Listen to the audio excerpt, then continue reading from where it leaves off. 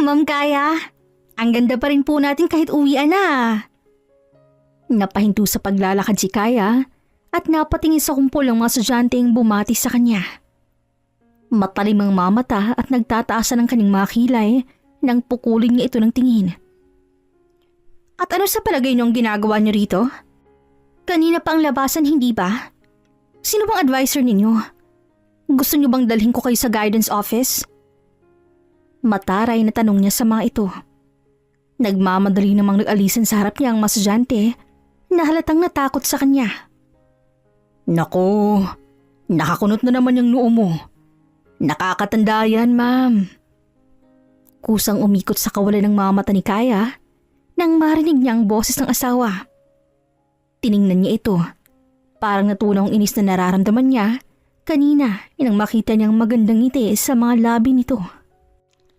Ngiti ka na po, ma'am. Late ka. 5 minutes lang naman po, ma'am. Sorry na. Kahit na, late ka pa rin. Patawad na po, mahal na Reyna. Baka malanta na ang binili kong bulaklak kung hindi mo tatanggapin eh.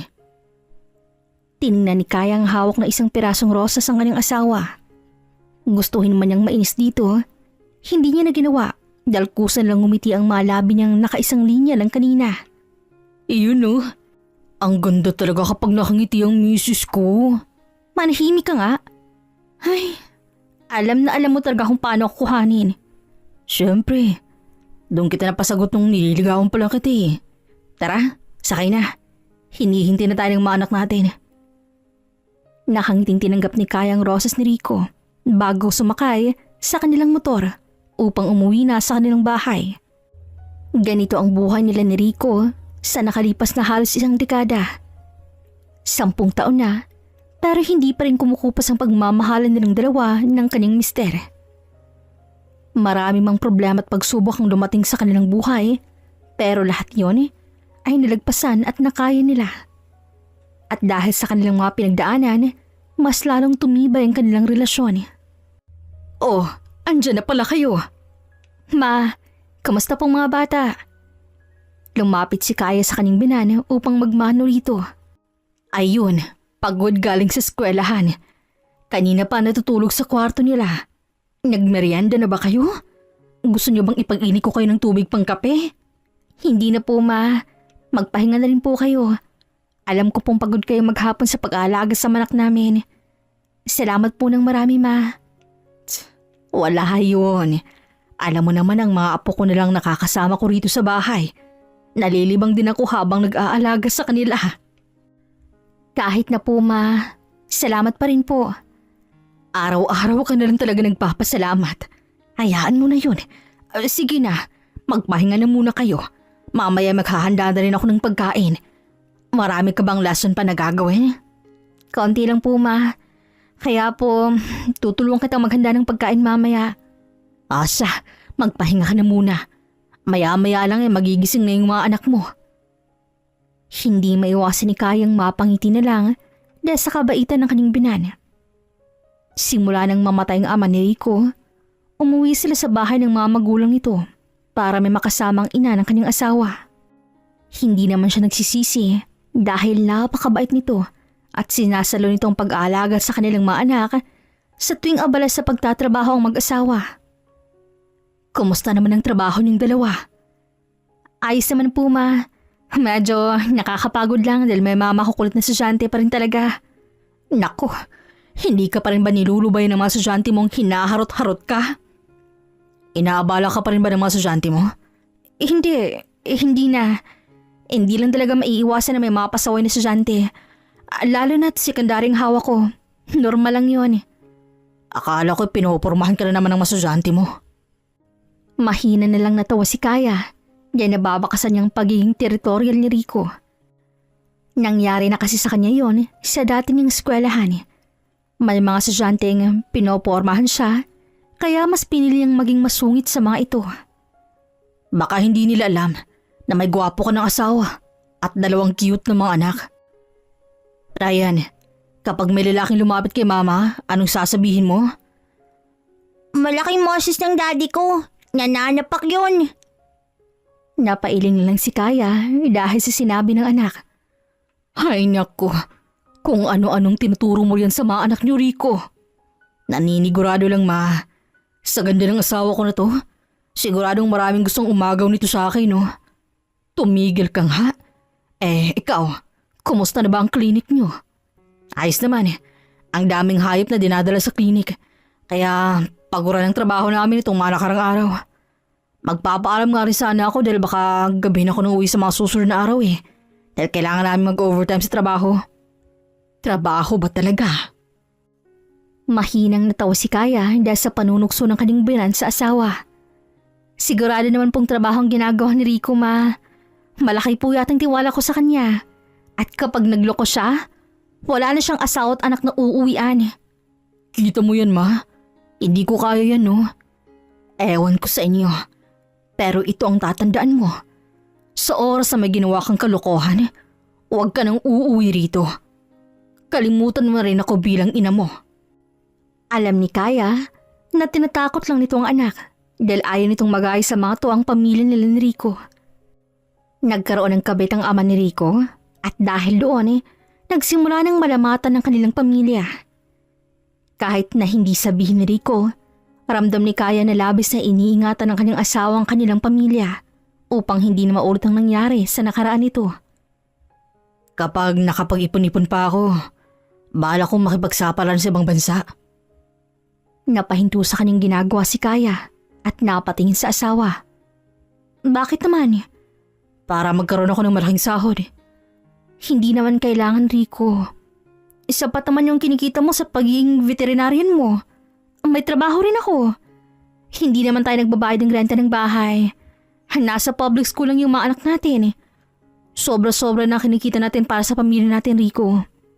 Hindi mo na kailangang umalis at lumayo. Nakukuha kong pinupunto mo. Pero gusto ko talagang makapagpatayo ng bahay na matatawag ko talagang sa atin. Di maglo-loan ako. Hindi mo na kailangang mag-abroad. Mahal, isang rason ko yun kung bakit gusto kong umalis.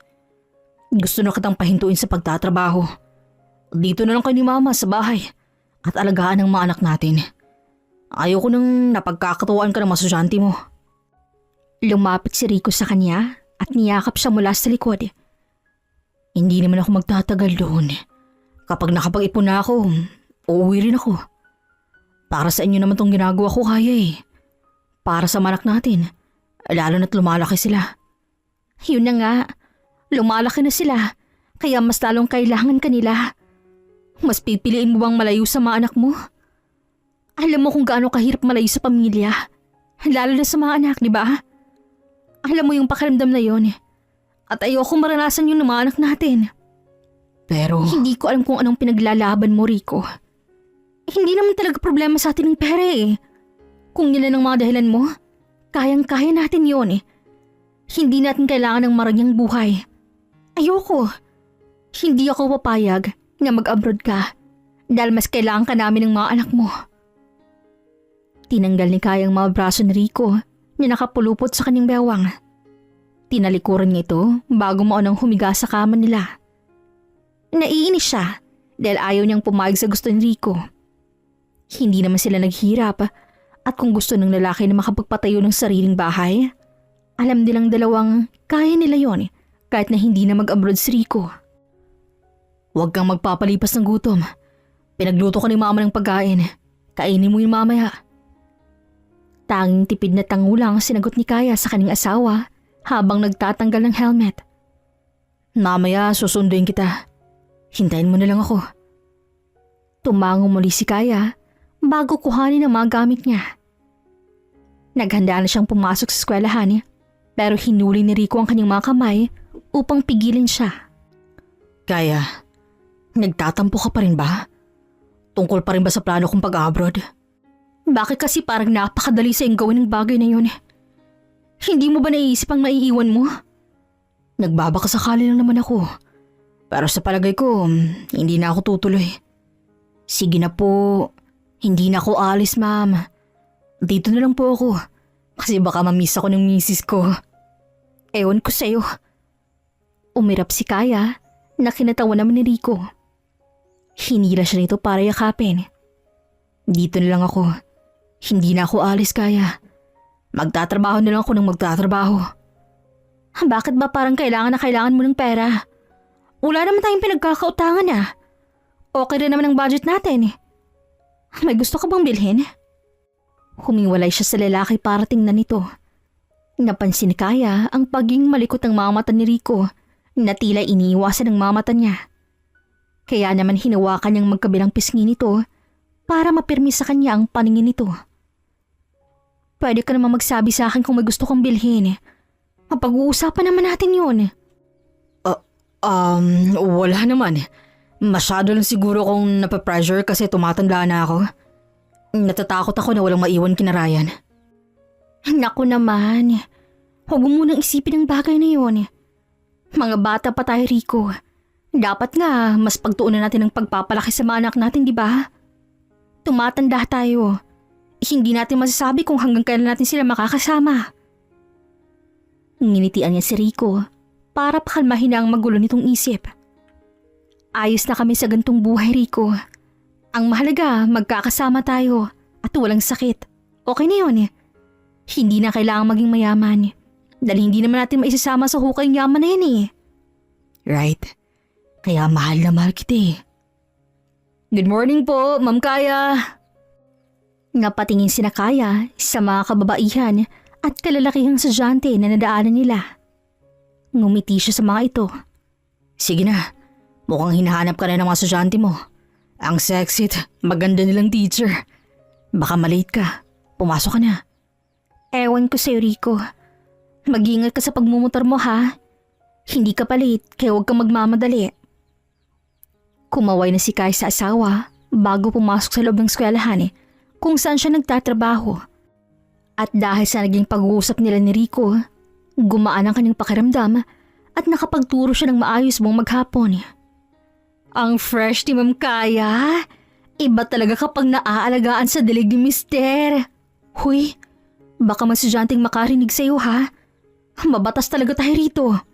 Naku, hayaan mo ng mga yan. Pasaway mga estudyante natin ngayon. Kaya nga, hindi rin kinakaya ng energy ko minsan ng mga students natin eh. Pero in fairness ha, fresh na fresh ka pa rin. Kaya ka na pagkakatuwa ng mga kalalakihan dito eh.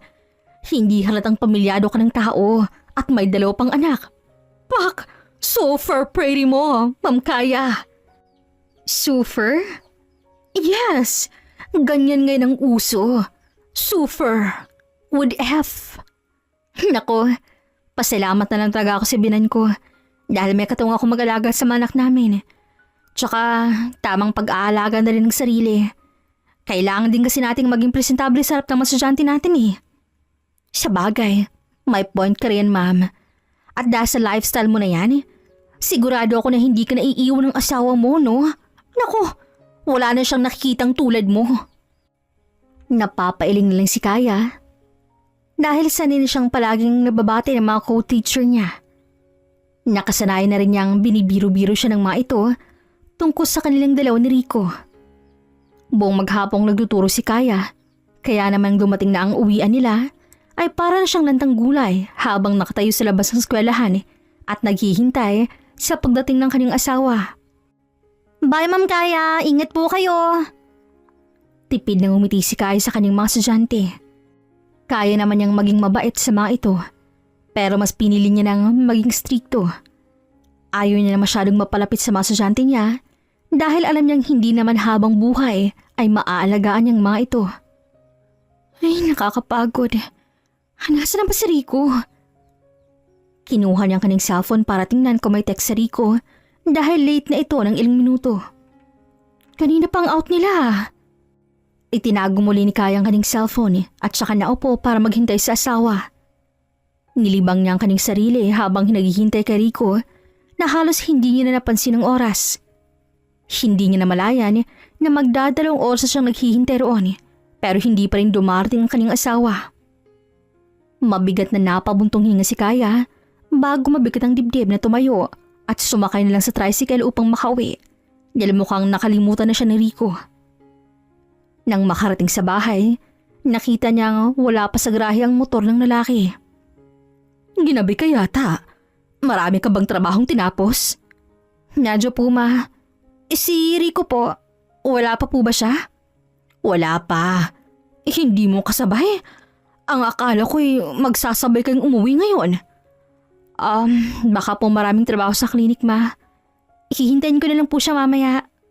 Sa bagay, siya, magpahinga ka na muna. Nagluluto na ako ng hapunan natin.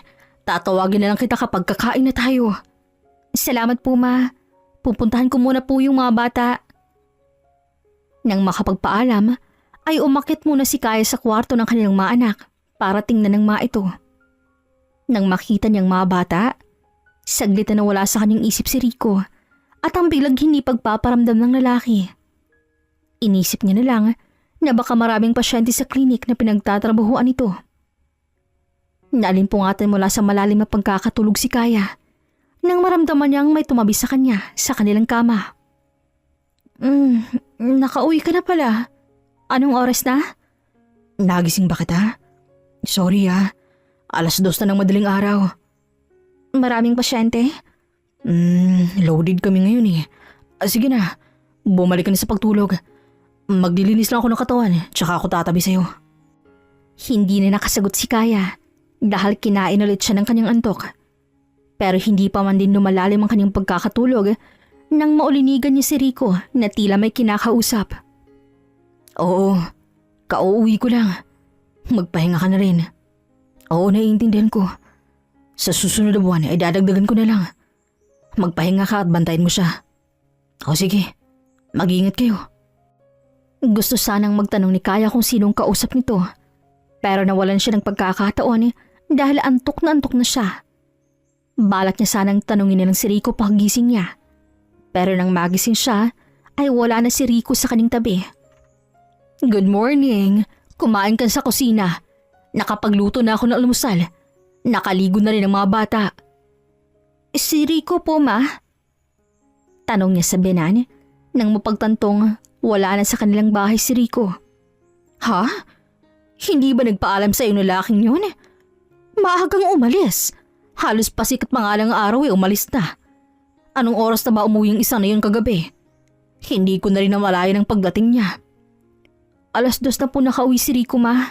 Hindi ko nga po alam kung nakapagpahinga po siya ng maayos Nagpapakapagod na naman masyado sa trabaho ang batang yun. Hayaan mo. Kakausapin ko yun kapag nag-abot kaming dalawa.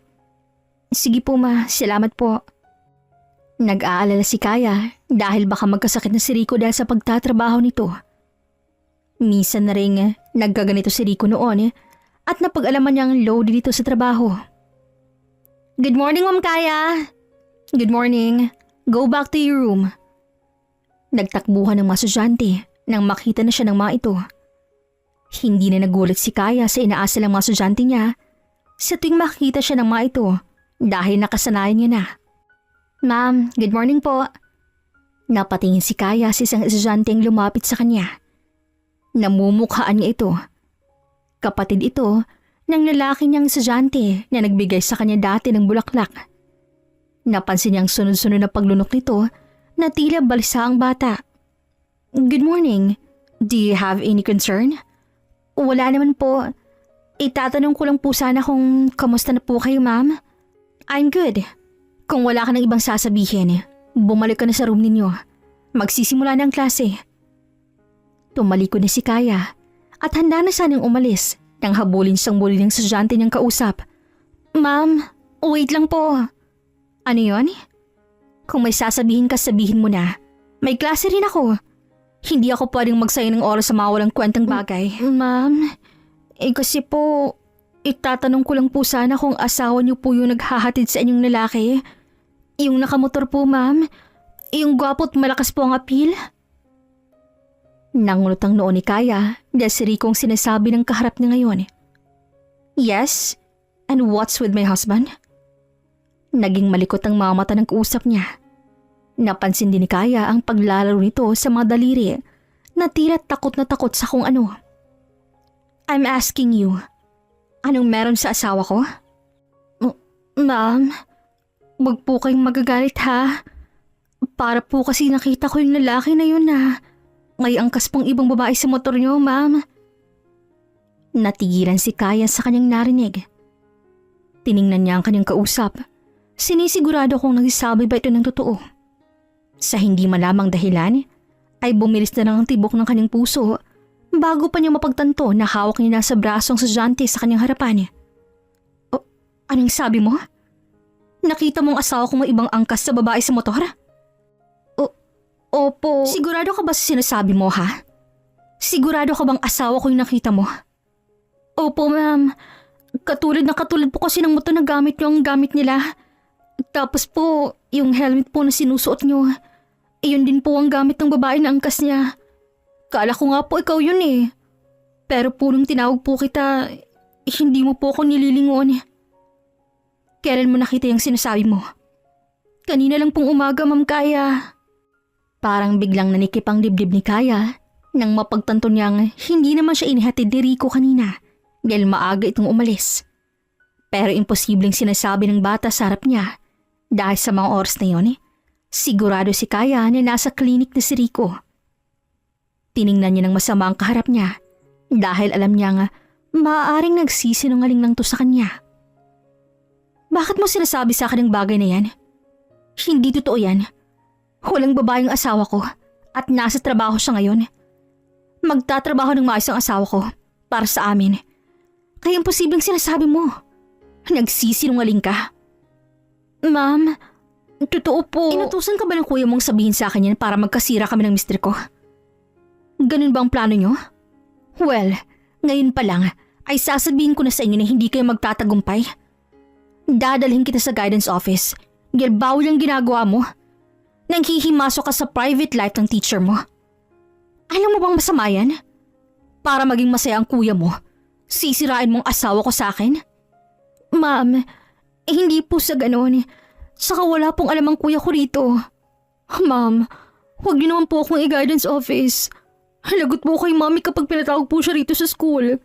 Please ma'am, huwag po. Kung ayaw mo mapahamak, sa susunod, huwag kang gagawa ng mga kwento tulad ng ganyan. Naiintindihan mo ba? Umiyak na tumango sa kanyang bata. Nung oras na binitawan niya ang braso nito, kumaripas na agad ito ng takbo palayo sa kanya. Napahawak naman sa kanyang ulo si Kaya dahil pakiramdam niya ay sumakit ito bigla. Hindi siya naniniwala sa sinasabi ng babaeng yun. Pero ang puso niya, hindi na nagawang kumalma simula kanina. Mabigat na lang siyang napabuntong hininga bago maglakad papunta sa sunod na klase niya. Magmula nung araw na yon, hindi na nawala sa isip ni Kaya ang tungkol sa sinabi ng kanyang estudyante. Kahit na anong pilit ng kalimutan na yon, hindi niya magawa dahil ang lakas ng epekto nito sa kanya. Ang lalim naman yata ng iniisip mo. Naramdaman ni Kaya ang pagyakap ni Rico sa kanya mula sa likod habang naghuhugas siya ng mga plato. Bantayin mo yung mga bata ron. Naghuhugas ako ng mga plato rito. Tulog na sila. Nalinis ko na rin yung mga kalat nila. Wala na akong gagawin. So, bakit nga parang ang lalim ng iniisip ng misis ko, ha? Rico, please. May ginagawa ako. Dahil sa nalaman, napansin ni Kaya na nagiging ilag din siya kay Rico. Alam niyang hindi niya dapat paniwalaan ng kwentong yon, pero hindi niya rin maintindihan ang kanyang sarili kung bakit gano'n ang inaakto niya. Napapansin ko nitong mga nakarang araw na medyo tahimik ka at parang wala sa mood. Everything is good, Kaya? Pagod na ako sa trabaho ko. Ang dami kong ginagawa. Kaya pwede ba? Hayaan mo muna ako makatapos dito. Makakapaghintay naman yung mga plato eh. Pag-usap muna tayong dalawa. Ganyan ka kapag may problema ka. Hindi lang sa trabaho na yan. Sabihin mo nga sa akin, Kaya. Magsabi ka para maayos sa atin agad. Nasaan ka ng mga nakarang araw na palagi kang wala, ha? Diretsa ang tanong niya kay Rico na nakapagpatigil rito. Binitawan niya munang mahinuhugasan ng mga plato para harapin ng lalaki. Uuwi ka ng late. Aalis ka ng maaga. Sabihin mo sa akin kung anong ginagawa mo ng mga araw na yon. Halos hindi na tayo magkitang dalawa. Palagi kang hinahanap ng mga anak mo dahil hindi ka na nila nararamdaman. Mahal, pwede ka magsabi sa akin kung gusto mo, Rico. Pwede mong sabihin kung anong pinagdadaanan mo.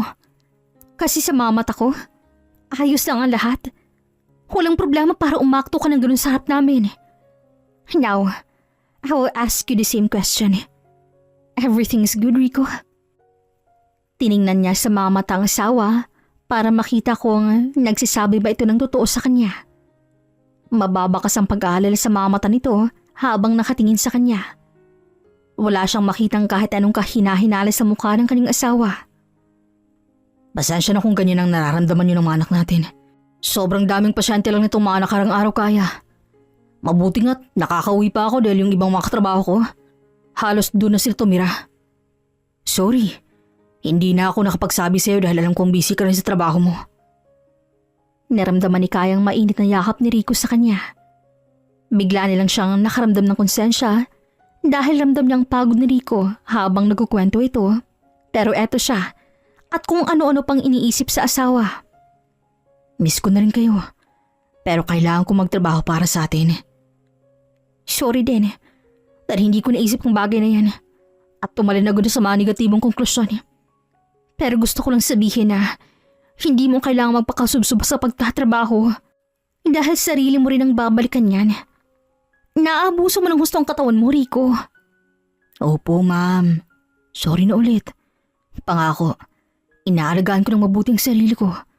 Kasi paano ba ako makakabawi sa inyo kung magkakasakit ako, di ba? Ha? Wala akong masyadong oras sa inyo nitong mga nakarang araw. Labas tayo. Family date ba? Miss ko ng pamilya ko eh. Ang lahat ng mga iniisip ni Kaya ay nabura nang patunayan ni Rico na sila pa rin ang prioridad ng lalaki. Na ang pamilya pa rin ito ang importante rito. Nakahinga ng maluwag si Kaya sa isipin na ayos na ang lahat at masyado lang siyang nadala sa kwento ng estudyanteng yun. Napagtanto na rin na dapat kay Rico lang siya maniniwala at makikinig dahil ito lang ang makakapagsabi ng totoo sa kanya. Wow! Ang ganda dito, Mama! Napangiti nilang si Kaya nang makitang masayang pangalan nilang anak na si Ryan. Samantalang buhat naman ni Rico ang 3 taong bunso nila na si Cherry. Tingnan mo, ang saya ng anak natin. Buti na lang pala at nagtugma ang schedule natin. Oh. Ang tagal na rin simula nang lumabas tayo bilang isang pamilya. Kaya nga, salamat Rico. Para saan naman? Dahil ikaw ang lalaki na pangsawa ko. Hindi ako nagsisisi na ikaw napili kong makasama habang buhay. Napakaswerte naman ng mga anak natin dahil meron kaming ikaw sa buhay namin. Mahal na mahal ka namin, Rico. Tiningnan ni Kayang asawa nang hindi ito agad nakasagot sa kanya. Napansin niya ang seryoso lang itong nakatingin sa kanya na para bang may nasabi siyang hindi maganda. Nang mapansing nakatingin siya, nag-iwas itong tingin bago bahagyang ngumiti. Hindi rin ako makapaniwala na ikaw na pangsawa ko, Kaya. You're the best and best. Wala kang katulad. Kaya sana wag mo akong iwan. Bakit naman kita iiwan? Hindi na tayo maghihiwalay, lalo na't may mga anak na tayo. Ikaw na habang buhay, Rico. Oo, mahal na mahal ko rin kayo ng mga anak natin, Kaya. Gagawin ko ang lahat para magkaroon tayo ng magandang kinabukasan. Pangako yan. Parang nabura ng lahat ng pagdududa ni Kaya.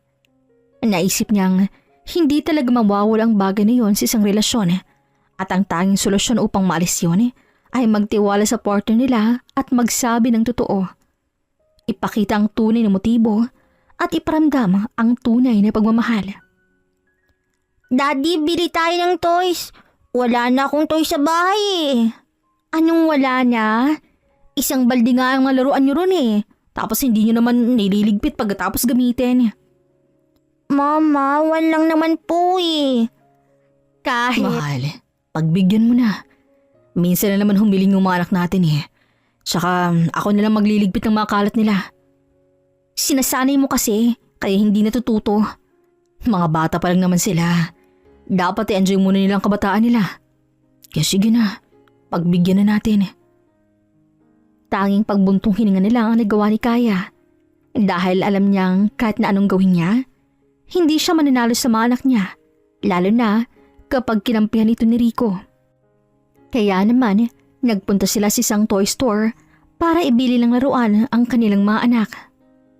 Sige na, pumili ka na ng malaruan mo riyan. Huwag masyadong madami, okay? Okay po, Ma. You're the best po.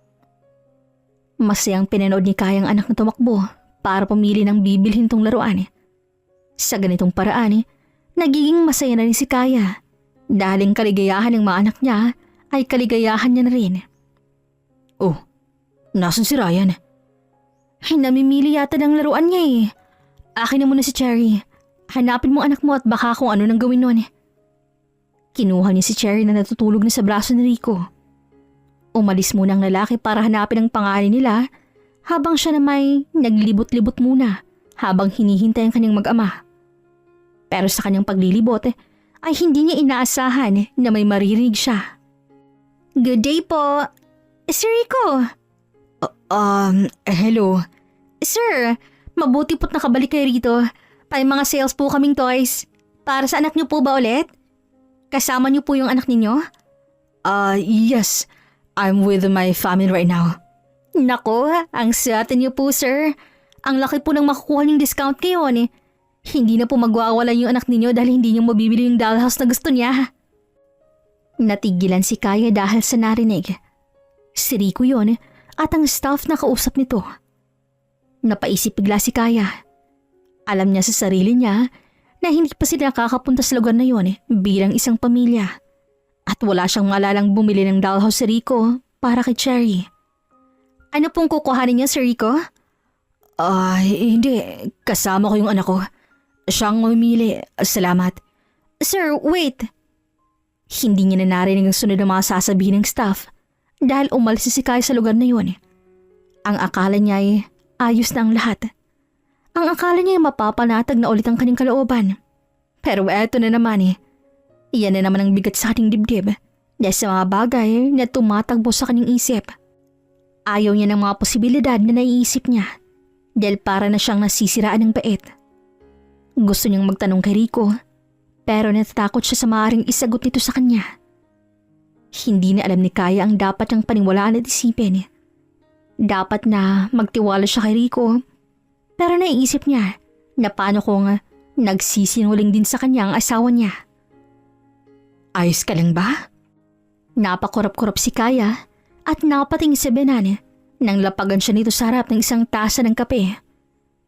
Kanina ka pa nakatulala riyan. May iniisip lang po, Ma. May problema ba kayong dalawa ni Rico? Wala naman po, Ma. Ayos na naman po kaming dalawa. Lihim na napalunok si Kaya dahil hindi siya sigurado sa kanyang naging sagot. Wala nga ba silang problema na Rico? O baka meron pero hindi lang niya magawang aminin sa kanyang sarili dahil natatakot siya. Hindi na alam ni Kaya ang iisipin. Naku Kaya, huwag kang masyadong magpapakain sa problema mo ha. At baka maapektuhan niya ng pang-araw-araw mong buhay at kung mapano ka pa. Opo Ma, may mga iniisip lang po talaga ako. Salamat po. Hindi alam ni Kaya kung paano aakto sa harap ng mga taong kaharap niya. Naayos na ang lahat at wala siyang problema. Kahit na ang totoo, ay unti-unti siyang nadudurog dahil sa mga bagay na kanyang naiisip. Kumain ka ng kumain. Sinabi ni Mama na hindi ka raw kumain ng hapon ng kagabi. Ayos ka lang ba? Napatingin si Kaya sa kanyang asawa nang ihatid siya nito sa eskwelahan. Wala lang kung ganang kumain kagabi. Kahit na kailangan mo kumain dahil nagtatrabaho ka. Ano nilang laman ng tiyan mo niyan kapag nagturo ka ng mamaya?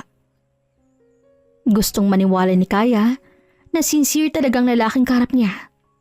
Gusto niyang mahulog sa mayamos itong boses. Gusto niya nang matahimik ang kanyang isipan pero hindi niya alam kung paano. Lalo na ngayong binabantay niya ang bawat kilos ni Rico. Pero natatakot siya sa kanyang mga nakikita. Walang mali. Walang kahinahinala. Lahat ay para bang normal lang. Kaya. Naramdaman ni Kaya ang paghawak ni Rico sa kanyang kamay dahilan para bumalik siya sa ulirat. Ayos ka lang ba talaga? Kung hindi, pwede naman kitang ihatid sa bahay. Magpahinga ka na lang muna. Sabihin mo muna sa head nyo na hindi ka muna makakapasok dahil hindi... Ayos lang ako. Sige na, umalis ka na. Baka mahuli ka sa trabaho mo. Kaya... Papasok na ako. Kaya, Napahinto si Kaya at napatingin kay Rico nang tawagin siya ng lalaki. Baka sa mamatay nito ang pag-aalala habang nakatingin sa kanya. Ramdam na ramdam niya rin na gusto pa siyang kausapin ni Rico. Pero wala nang ibang salitang lumabas mula rito. mahal kita. Hindi na nagawang sumagot ni Kaya dahil nag-iwas na siyang tingin bago nagmadaling pumasok sa loob ng eskwelahan. Hindi na alam ni Kaya ang kanyang paniniwalaan. Masyado na siyang naguguluhan. Pakiramdam niya may mawawala sa kanya kahit anong piliin niya. Ma'am Kaya! Napahinto siya sa paglalakad nang marinig ang pagtawag sa kanya ng kanyang co-teacher. Good morning. Good morning, Ma'am Kaya. Good na good talagang morning mo. Bumalata ang pagtataka sa kanyang muka nang marinig ang sinabi ng kaharap. Ha? Bakit? Hindi mo pa nababasa yung announcement sa journal ng school natin? Kasama ka sa mga top teachers na nakatanggap ng recommendation para makapunta sa isang university sa Davao. Grabe, ang galing mo talaga. Ha? Hindi maintindihan ni Kaya ang sinasabi ng kanyang kaharap. Masyado siyang nabibigla at halos hindi niya maintindihan ang mga sinasabi nito. Ma'am, may posibilidad na malipat ka sa Davao dahil maraming nagagalingan sa pagtuturo mo. Mamaya yata may meeting na mangyari at kasama ka ron. Congrats sa iyo, Ma'am Kaya. Masaya ako para sa iyo, Ma'am. Alam ni Kaya na magandang opportunity ang nasa harap niya. Grasya na mismo ang lumalapit sa kanya. Pero hindi niya magawang maging masaya. Hindi niya sigurado kung magagawa niya bang tanggapin ang chance na yon dahil sa nangyayari sa kanya ngayon. Kaya, everything will be fine. Huwag ka na mag-isip ng kung ano-ano. Magiging maayos din ang lahat. Basta maging kalmado ka lang. Huminga ng malalim si Kaya para pakalmahin ang kanyang sarili. Makakaharap kasi nila ang head ng kanilang eskwelahan para sa recommendation na nakuha nila. Ma'am Kaya, andyan na si Mr. Romualdez. Sige, palabas na ako. Iginuhit ni Kaya ang isang matamis na ngiti sa kanyang mga labi bago lumabas sa banyo para humarap na sa mga kamiting nila sa araw na yon. Kailangan niya munang isantabi ang lahat para sa pangarap niya. Para muna sa sarili niya. There you are, Ma'am Kaya. Nagkita rin tayo sa wakas. Alam mo ba na ang pangalan mong pinakamaingay sa buong university? Dahil bukod sa pagiging magaling na guro, madisiplina ka rin tulad ng mga naririnig ko. Thank you, Mr. Romualdez. We finally met. Thanks for your compliments. I'm just doing my job as a teacher. Nag-set lang po ako ng boundaries between me and my students. Kaya ka siguro napili na maging isa sa mga recommendation ng ating paaralan. I'm so happy to see you succeed, Ma'am Kaya. Thank you, Mr. Romualdez. Have a seat, Ma'am Kaya. Uupo na sana si Kaya nang sa hindi malamang dahilan. Bigla na lang siyang napalingon sa labas ng restaurant kung nasaan sila ngayon. Natigilan siya sa kanyang nakita. Nakita niya lang naman si Rico sa labas. May sinusuotan nito ng helmet bago pa angkasin sa motor at saka humarurot paalis. Hindi agad nakakilos si Kaya sa kanyang nakita hanggang sa napagtanto niyang kusang gumalaw mga paa niya para habulin ng asawa. Naririnig niya pa ang pagtawag sa kanyang makasama niya pero hindi niya na ito nagawang lingunin. Agad siyang lumabas at sumakay sa tricycle na kanyang nakita. Saan po tayo? Sundan mo yung itim na motor na yon. Hindi inalis ni Kaya ang tingin sa motor ni Rico na papalayo na sa kanila. Ramdam ni Kaya ang panginginig ng kanyang mga kamay at kahit anong gawin ng pagpapakalma sa sarili ay hindi niya magawa. Pakiramdam niya si sabog ang ulo niya na para pang nawawala sa kanyang sarili. Manong, bilisan niyo pa! Nanginginig ang mga labi ni Kaya dahil hindi siya nagkakamali. Plate number ng motor nila ang nakikita niya sa mga oras na yon at helmet niya ang suot ng babae. Sa galit ay sinigawan niyang mato nang bahagya silang nakalapit dito. Rico! Ihinto mo yung motor! Sigaw niya at nakita niyang nagulat ang lalaki nang marinig ang kanyang boses. Ang akala niya ay hihinto na ito pero mas binilisan pa nito ang pagpapatakbo. Hoy Rico! Hindi ka makakatakas sa akin. Napakakapal mukha mong mag-angkas ng babae rin. At helmet ko pa talagang pinagamit mo. Ihinto mo at mag-usap tayo. Umuwi ka na muna. Sa bahay lang tayo mag-usap. Ang kapal naman pala talaga ng mukha mo. Alam ba ng angkas mong babae na may asawa ka na't hindi ka rider para mang-angkas ng kung sino-sino? Ihinto mo sabi ang motor. Huwag mong hintay na mapatid ang pasensya ko, Rico. Kahit na anong galit ni Kaya, parang hindi siya naririnig ng lalaki at mukhang walang balak na huminto. Kumukulang dugo ni Kaya nang bigla nilang huminto ang sinasakyan ng tricycle, pati na rin sina Rico nang ma-traffic sila. Kaya naman, wala nang sinayang na oras si Kaya at agad siyang bumaba para puntahan sina Rico nang nagbabalik mang tumakas mula sa kanya. Sa tingin mo, saan ka pupunta? Kaya, magpapaliwanag ako. Nagmamadaling bumaba si Rico para lapitan siya at yakapin. Pero palo at sampal ang inabot ng lalaki sa kanya. Dahilan para maatras ito mula sa kanya. Akala ko ba'y nasa trabaho ka? Akala ko ba'y maraming pasyente sa klinik kaya abalang-abala ka? Hindi ko naman alam na may sideline ka na rin pala. Ano? Habal rider? Napakakapaling mukha mo para gamitin ang motor na pinundan natin para mamabae ka, ha? Kaya, kumalma ka muna please. Mag-usap tayong dalawa. Isang malakas na sampal ang ginaw ni Kai sa mukha ni Rico. Sa sobrang galit niya, pakiramdam niya ay nandidilim na ang kanyang paningin. Huwag mo akong pinaglolo ko, Rico. Huwag mo akong paglaruan sa sarili kong apoy. At baka hindi kita matansya at kung anong magawa ko sa'yo. Galit na tiningnan ni Kai ang babae na nagtatanggal pa ng helmet nito sa ulo. Parang may kung anong nagtulak sa kanya na lapitan ito at tulungan sa pagtatanggal ng helmet. Pero naging marahas si Kaya. Halos kalbuhin niya ng babae dahil sa sobrang galit.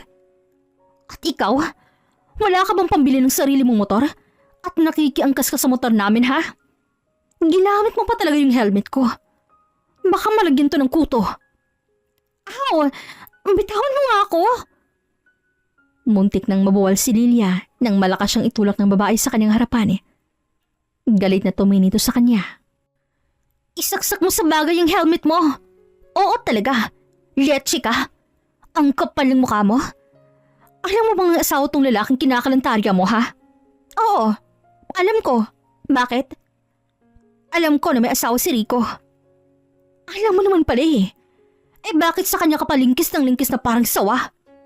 Hoy, bago ka magskandalo, alamin mo muna ang totoo. At bakit ko naman aalamin ang totoo? Kung ako mismong totoong asawa at kabit ka lang. Hindi ako kabit lang. May anak kami ni Rico. Kaya tumigil ka riyan na para bang wala akong karapatan kay Rico.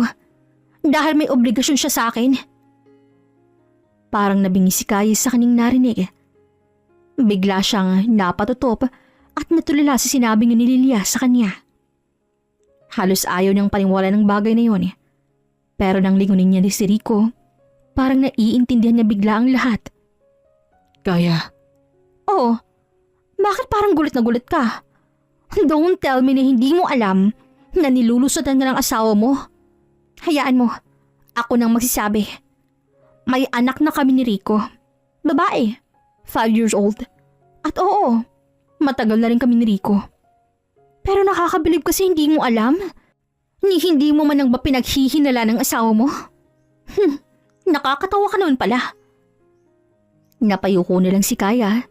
Parang paulit-ulit na sinasaksak ang dibdib niya habang naririnig niya ang nakakainis sa pagtawa ni Lilia. Naiinsulto siya pero mas nangibabaw ang galit na nararamdaman niya. Naglakad si Kaya papunta sa isang gilid. Ang galing naman pala ni Rico magtago. Kaso nakakasawa na maging sikreto eh. Ayoko nang maging lihim ni Rico.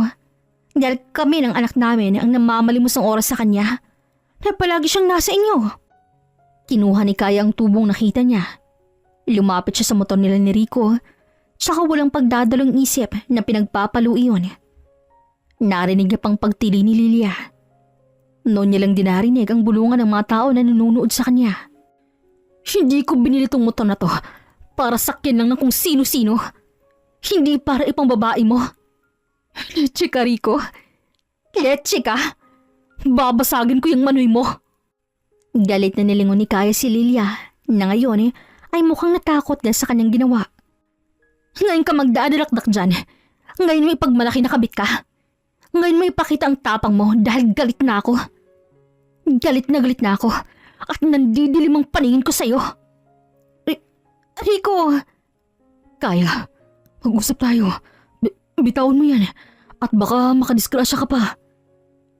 Napangisi na lang si Kaya bago tingnan ang hawak na tubo. Gusto mo nito? Ayan, kuhanin mo. Binato ni Kaya kay Rico ang hawak niyang tubo na agad namang iniwasan ng lalaki. Pagkatapos ay muli niyang hinarap si Lilia. Hindi na kayang pigilan pa ni Kaya ang kanyang sarili kaya kinuyom niya ang kanyang kamao tsaka nilapitan ng babae. Dapat sa mga tulad mong kabit, kinakalbo. Napakakapal ng mukha mo na maging matapang. Maninira ka ng pamilya. Anong sasabihin mo sa pinagmamalaki yung anak ni Rico kapag hinahanap ng ama niya ha? Na nasa tunay ng pamilya ito at walang oras ang papa niya sa inyo dahil pangalawang pamilya lang kayo? Mas lalong hinigpitan ni Kaya ang pagkakahawak sa buhok ni Lilia at halos iwagayway niya sa kalsada. Malandi ka. Maninira ka ng pamilya. Sa ating dalawa, ako ang legal. Ako ang pinakasalan at ako ang nauna. Ikaw, isa ka lang ipokrit ang gumaganap ng may karapatan sa asawa ko. Bitawan mo nga ako. Nasasaktan na ako. Talagang masasaktan ka. Tikman mo ang galit ko. Ito ang galit ng isang tunay na asawa. Kaya, tama na yan. Tumigil ka na. Hindi ako titigil hanggat hindi ko na ipaparamdam sa babaeng to kung gaano ko kagalit sa oras na to. Tumigil ka na dahil buntis si Lilia. Parang tuloy nang tumigil ang mundo ni Kaya nang marinig niya ang sinigaw ni Rico. Parang biglang tumigil ang pagdibok ng kanyang puso. Ramdam niyang panlalamig ng kanyang mga kamay habang lumuluwag ang pagkakahawang niya sa buhok ni Lilia na ngayon ay umiiyak na. Kaya, tama na. Nilapitan siya ni Rico at hinawakan sa siko. Pero isang malakas na sampala ang ginawad niya sa mukha nito. Kung ganon, congrats! Congrats, Rico. Ang galing-galing mo. You never disappoint me. Napahikbi na lang si Kaya bago talikuran ng lalaki. Naririnig niya pa ang pagtawag ng asawa niya sa kanya. Pero hindi niya na ito nilingon. Mabilis na siyang sumakay ng tricycle para magpahatid sa kanilang bahay. Unang bumuod sa kanyang binane na napuno ng pag-aalalang mga mata nang makita ang kanyang itsura. Diyos ko po, anong nangyari sa iyo, iha? Ma? Iyon lang ang lumabas sa kanyang mga labi bago siya mapaupo dahil sa panghihina kasabay ng paghagulhol niya. Nawala ng lahat ng tapang niya at tuluyan na siyang bumigay. Agad naman siyang nilapitan ng kanyang binan para aluin.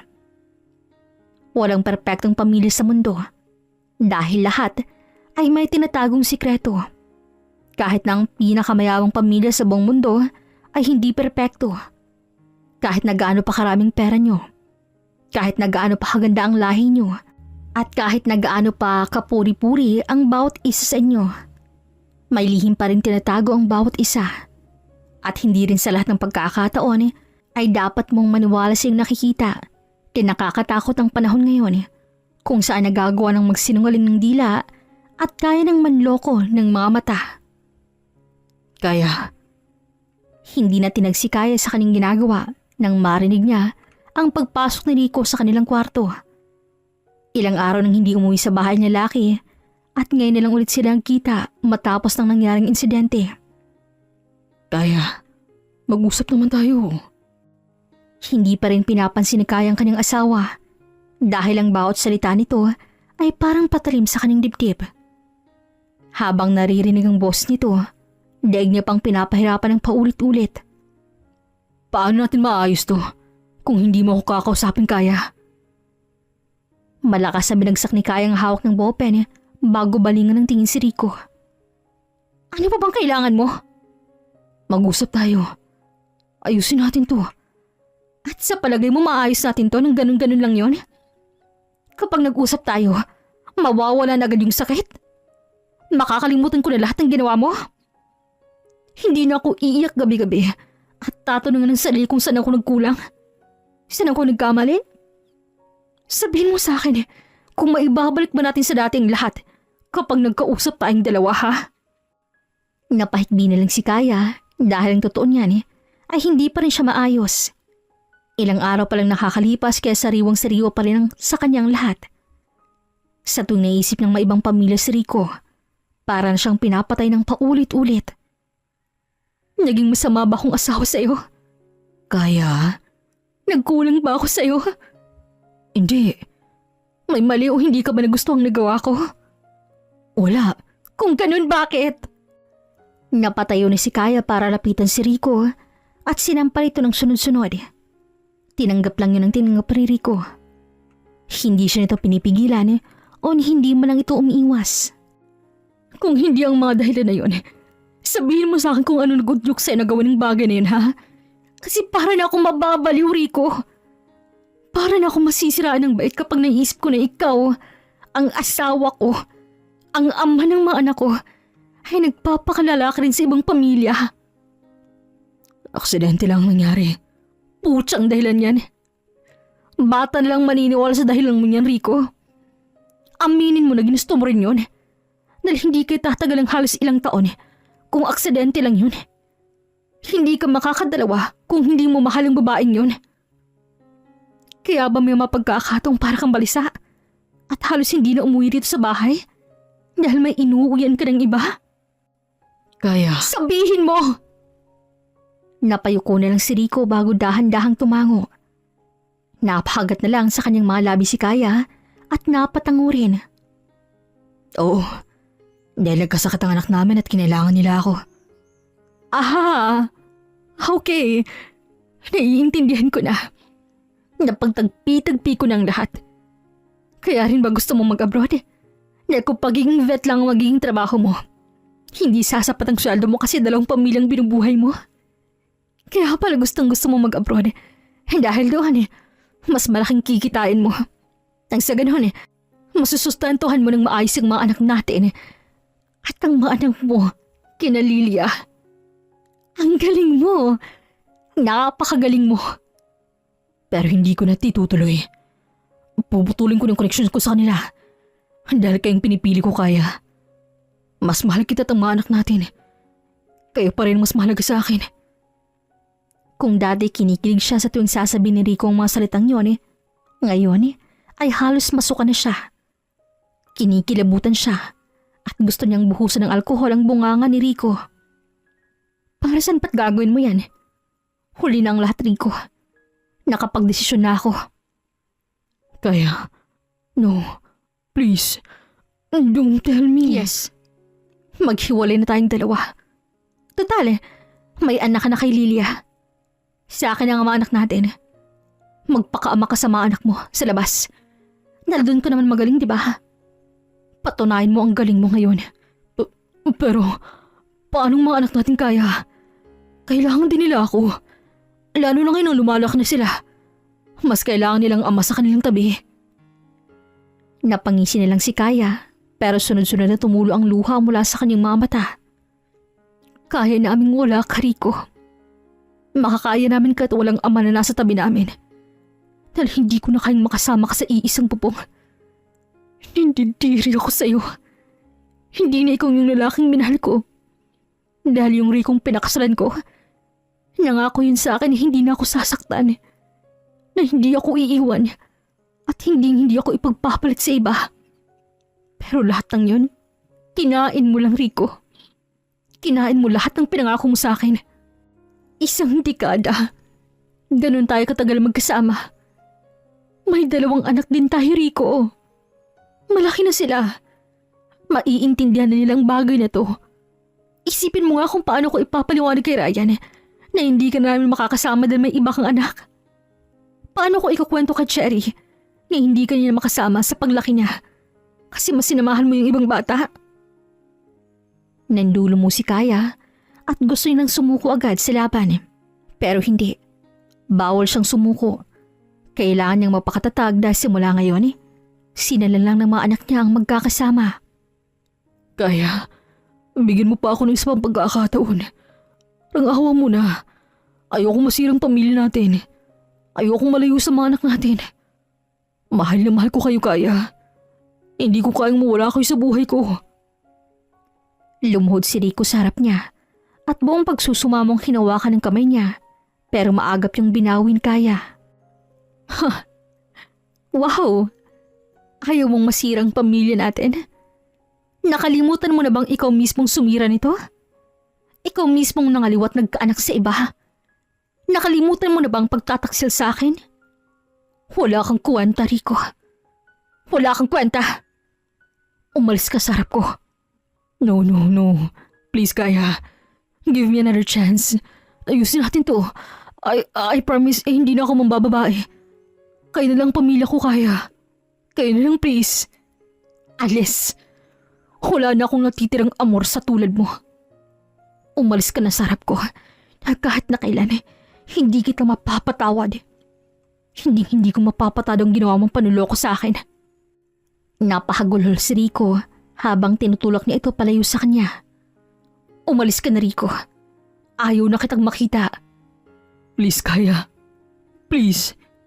Mamili ka. Aalis ka. O kami ng mga anak mo ang aalis. Huwag naman ganito, Kaya.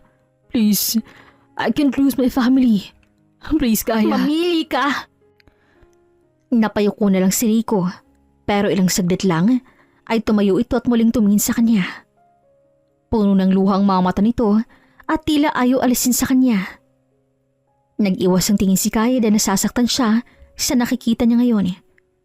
Kahit na papaano ay masakit din para sa kanyang naging desisyon niya. Pero alam niyang ito ang nararapat. Itong makakabuti sa lahat. Kung sakali man na kakailanganin mo ako o kahit ng mga anak natin, huwag kang mag-aatubaling tawagan ako, ha. Darating ako, Kaya. Pangako yan. Kapag wala na ako, alagaan mo yung mga anak natin. Tapos huwag mo rin pababayaan yung sarili mo. Madalas ka pa man ding magpalipas ng gutom. Umalis ka na. Si Ryan, huwag mo siyang pagagalitin kapag may nagagawa siyang mali. Ipaintindi mo sa kanila na maling nagawa nila. Si Cherry, gusto niya na may kayakap siya tuwing natutulog siya. Kaya mag-iingat kayo palagi, ha. Kahit hindi niyo na ako kasama. Nandito lang ako palagi. Kahit anong oras, darating ako kapag kinakailangan niyo ako. Umalis ka na. Hindi ka na namin kailangan. Hindi ka na namin kakailangan ng anak natin. Tumigil ka na. Itinulak ni Kaya palabas si Rico mula sa kanilang kwarto. Ayaw pa nitong sumunod sa kanya, pero di kalaunan ay nagpatulak na ito sa kanya. Kaya, mahal na mahal kita. Walang araw na hindi kita minahal. Kahit na kailan, hindi na wala yung pagmamahal ko sa'yo, Kaya. Palagi mong tatandaan yan. Mahal na mahal kita. Hindi na narinig ni Kaya ang mga sunod sinasabi ni Rico na pinagsaraduhan niya na ito ng pinto. Narinig niya pa itong kumakatok mula sa labas, pero hindi niya na muling binuksan ang pinto para dito. Umiyak nang umiyak si Kaya. Hinayaan niya nga maging mahina ang kanyang sarili dahil pagkatapos ng gabing yun, kakailanganin niya ng maging malakas at matatag. Dahil simula bukas, sila na lang ng kanyang mga anak ang mamumuhay. Labis na nasasaktan si Kaya dahil kahit na kailan, hindi niya naisip na sa gantong paraan magtatapos ang pangarap na binuo nila ni Rico. Ang pamilyang matagal nilang iningatan at ang pagmamahal nila na hindi nila akalain na magwawakas.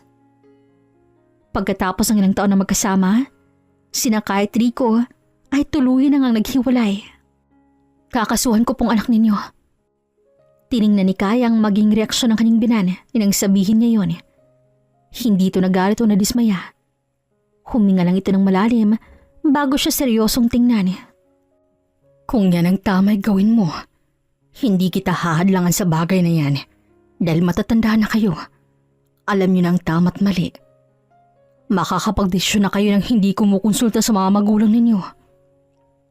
Pasensya na po. Hindi ikaw kailangang humingi ng pasensya, Kaya. Ako bilang ina ni Rico. Ako nang humingi ng pasensya dahil sa nagawa ng anak ko sa iyo. Gusto ko man na panagutin siya, pero wala na sa akin ang desisyon. Hindi ko kontrolado ang batang yon. Kaya ikaw nang bahala sa magiging desisyon mo. Napakagat na lang siya sa kanyang pang-ibabang labi dahil napakabait pa rin sa kanya ng kanyang biyanan kahit nahiwalay na sila ng anak nito. Wala siyang nakuhang kahit na ng pagpapanggap at panunumbat. Naging totoo ito at pinanigan ng tama. Tulad ng sinabi niya, nagsampa siya ng kaso laban kay Rico. Pati sa kabit nitong si Lilia na napag-alaman niya ang isang nurse pala. Pinahold niya rin ang lahat ng card ni Rico dahil pera nilang dalawang nandoon at ipon nila para sa mga anak nila. Nang may pasadang kaso, nalaman niyang natanggalan ng lisensya ang dalawa at ngayon ay pareho ng walang trabaho. Sa mga nangyaring yun, hindi nagawang maging masaya ni Kaya. Hindi paghihiganti ang ginawa niya. Ginawa niyang alam niyang tama. Hindi siya mananahimik at hahayaang mabaon nilang sa limot ng lahat dahil pamilya niyang nasira. Nasaktan siya. Nasugatan ang puso niya na habang buhay niyang dadalhin.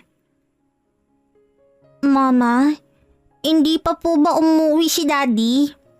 Miss na miss ko na po siya, Mama.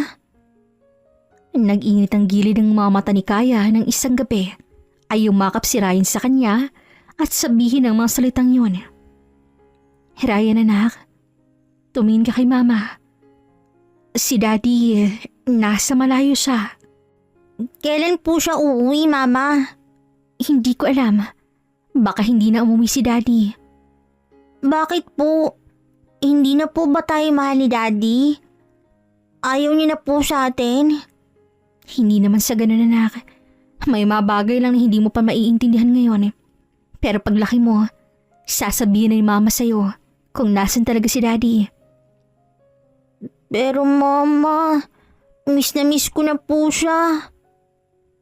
Nagsimula ng humikbi si Ryan kaya niyakap ito ni Kaya at pilit na pinigilan ng mga luhang gusto rin kumawala mula sa kanyang mga mata. Nangako siya sa akin na siyang aakit sa graduation ko, Mama. Isabi niya bibilan niya pa ako ng marami pong toys. Shh! Andito pa naman si Mama. Lahat ng promise si Daddy sa'yo, tutuparin ni Mama. Hindi ko kayo iiwan ni Cherry. Si Mama na lang aakit sa iyo sa graduation mo. Sa lahat ng graduation mo. At tapos, bibili rin tayo ng maraming toys. Kapag may pera na sobra si Mama, okay?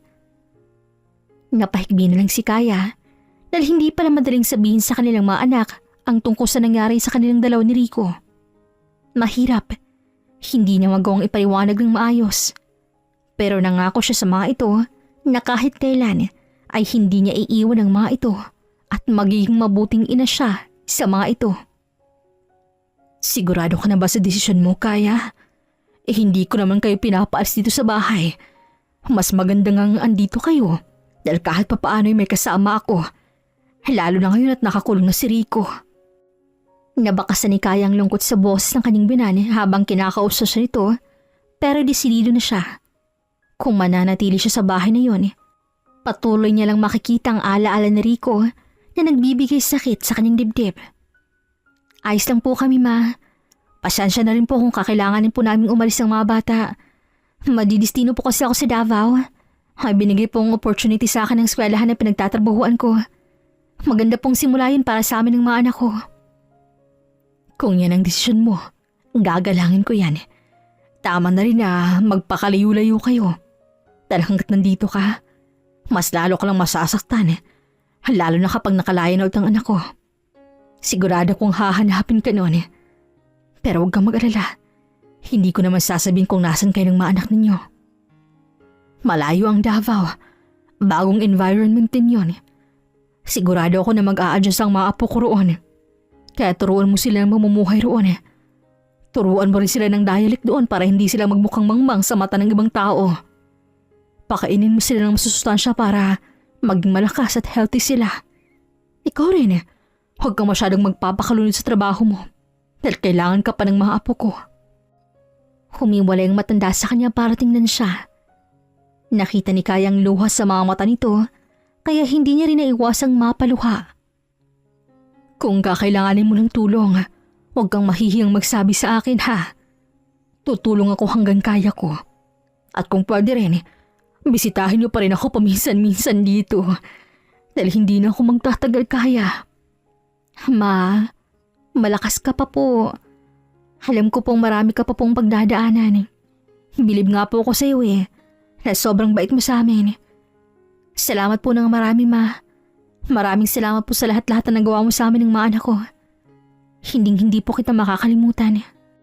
Naku, sige na. Baka malate pa kayo sa flight ninyo. Tatawag na lang kayo ng madalas sa akin para hindi ko kayo masyadong mamiss. Kinuha ni Kayang mga gamit nila. Nagpaalam na rin ang kanyang mga anak sa kanilang lola bago sila lumabas ng bahay at sumakay sa taxi. Habang papalayo sa bahay ni minsan niya ng itinuring na tahanan, hindi maiwasan ni Kayang mapaluha dahil oras na para umusad. Kailangan niya ulit magsimula sa umpisa at sa pagkakataong to, siya na lang mag-isa. Wala nang asawang masasandalan tuwing pagod siya at pakiramdam niya ay parang gusto niyang sumuko sa lahat. Wala nang mistere na magpapakalma sa kanya sa tuwing punong-puno na siya sa lahat ng bagay.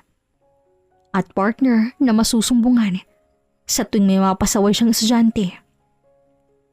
Magmula nung araw na yon, nang umalis siya sa bahay na yon, iniwan na rin ni Kaya ang lahat ng alaala niya kasama na si Rico sa buhay niya. Hanggang dito na lamang po. This is Regine here in Miss Teen Stories. Daghan kayong salamat!